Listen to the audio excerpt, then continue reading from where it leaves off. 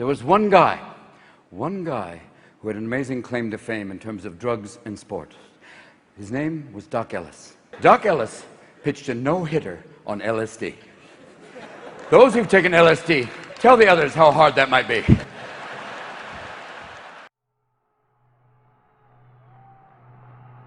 On June 12, 1970, Doc Ellis, a pitcher for the Pittsburgh Pirates, made history when he threw a no-hitter. A no-hitter is one of the rarest feats in sports, but one thing made Doc's no-hitter stand out even more. He did it while under the influence of LSD. According to Doc, he had dropped the acid thinking he had an off day, but somewhere along the line he lost time and had forgotten that he actually was pitching that day. We flew into San Diego and I asked the manager, could I go home? Because we had an off day. And they normally let you go home if you're in the area. So he said, yeah. So I took some LSD at the airport when I took off with the car, because I knew where it would hit me in LA. And the next thing I know, I'm waking up and, I go outside and I remember her saying, you got to pitch today. I said, what are you talking about? And she said, San Diego, you got to pitch. I said, no, I pitch tomorrow. She says, oh, no, look. And I said, well, what happened to yesterday?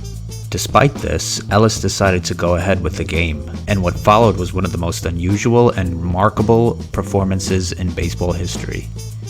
Ellis struggled with his control, walking 8 batters and hitting another, but he also struck out 6 and allowed 0 hits. So there I was out there, high as a Georgia pine, tripping on acid. Fuck off! If I took LSD, I'd be talking to every blade of grass like, sorry. During the time when I was pitching the no-hitter in San Diego, I really didn't know, I didn't see the hitters. All I could tell was if they was on the right side or the left side. To walk into a Major League Baseball stadium like, the whole field is like, as far as seeing the target, the catcher put tape on his fingers so I could see the signals.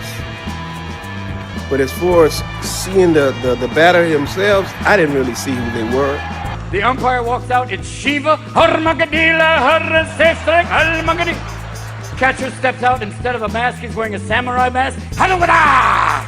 Instead of a glove, it's a vagina. Come to daddy! Ellis later said that during the game he had trouble seeing the catcher's signals and that he had to focus on the batter's swing to figure out what to throw.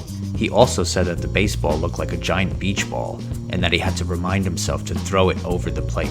The opposing team and my teammates, they knew I was high, but they didn't know what I was high on. They didn't really see it, but I had the acid in me. And I didn't know what I looked like with that acid.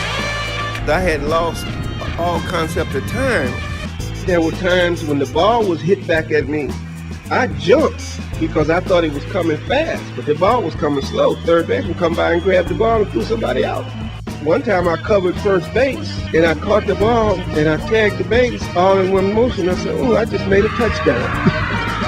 Doc had a difficult childhood using alcohol and drugs since the age of 14 while simultaneously excelling at multiple sports in school. It was easier to pitch with the LSD because I was so used to medicating myself. That's the way I was dealing with the fear of failure. I pitched every game in the major leagues under the influence of drugs. Despite the controversy surrounding his use of LSD, the eccentric Ellis continued to be a successful pitcher for several more years, and he became an outspoken advocate for player rights and social justice. He passed away in 2008, but his no-hitter on LSD remains one of the most memorable and most psychedelic moments in sports history. Instead of a bat, it's a cobra. You walk out on the mound, even your gloves going, this is fucking weird. The ball, yes, I love you, let's do this. Do it, daddy, do it. Past the cobra, into the vagina. For 9 fucking innings? Fuck me. He should have his own black light room at the Hall of Fame.